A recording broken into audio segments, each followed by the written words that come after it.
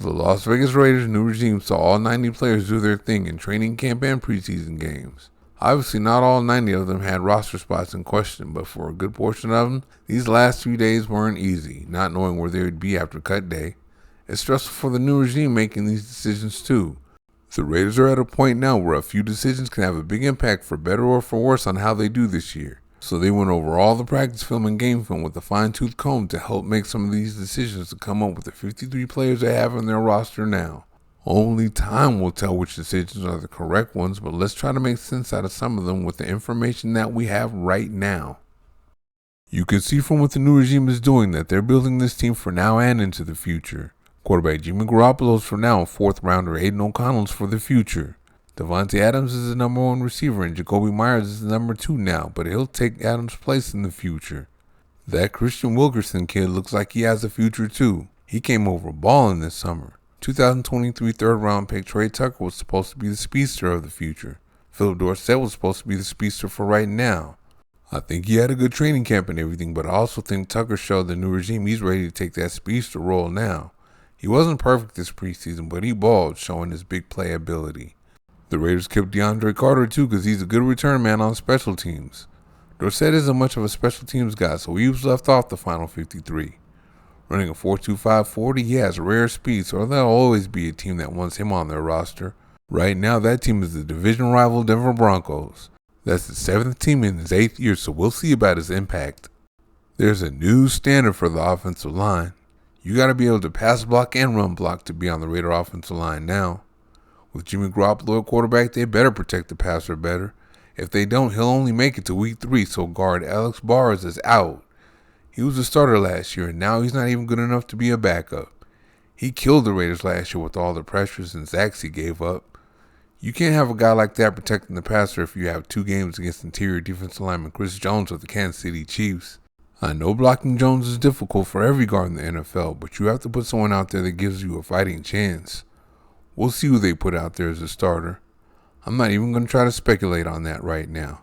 Fellow guard Netane Mutai, whom the Raiders had high hopes for at one time, is following Bars out the door as he was cut on cut day too. Again, they need better pass protection, so they had to do something. The Raiders are going to be tested by the Broncos right away in week 1, so we'll see if they found the right 5 guys soon enough. There's a new standard at the corner position now too. Thank goodness, because the Raiders haven't had the best of corners in a while. I love defense corner Patrick Graham, but he made a big error against the Los Angeles Rams last year. The Rams had the ball at their own 2-yard line with under 2 minutes left, and Graham had the Raiders in press man with undrafted free agent rookie Sam Webb at one of the corners. Time may have run out if they kept the Rams in front of them and made them nickel and dime their way down the field, but nope.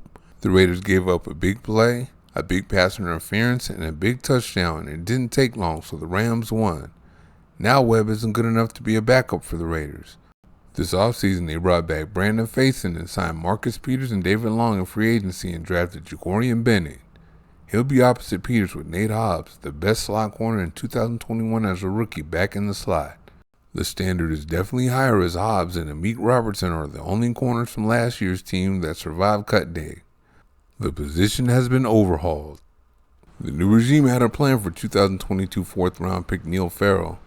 They groomed him last year, then let Jonathan Hankins and Andrew Billings go so he can step in, but it didn't quite work out that way. The Raiders traded Farrell to the Kansas City Chiefs for a 6th-round pick, and some say the new regime didn't give him a chance to develop after drafting him. Others are saying they don't know how to pick interior defensive linemen, but we'll see when the season starts. Something wasn't right with Farrell, though. If you think about it, trading a player for a 6th-round pick on cut day usually means you're about to cut him. When you send that guy to a division rival, that's even worse. If you think anything of him, you're not going to trade him to a rival. Other players on the team had something to do with it too, though. Nose tackle Nestor J. Silvera and John Jenkins have been tossing guys around like ragdolls all training camp long and showing they can get to the quarterback. Silvera tossing guys around the way he is as a rookie shows how dominant a nose tackle he could be in the future, so coming off the plan with Farrell is okay. They ended up getting a 6th-round pick for it too. Okay, here's something I can't make sense out of, or maybe I can. Running back Brandon Bolden is on full scholarship wherever head coach Josh McDaniels goes. He brought him over to be the starter because he didn't think too highly of star running back Josh Jacobs last year. Bolden didn't even dress for a preseason game last year while Jacobs played in the Hall of Fame game. I don't think I've ever seen a starter play in the Hall of Fame game.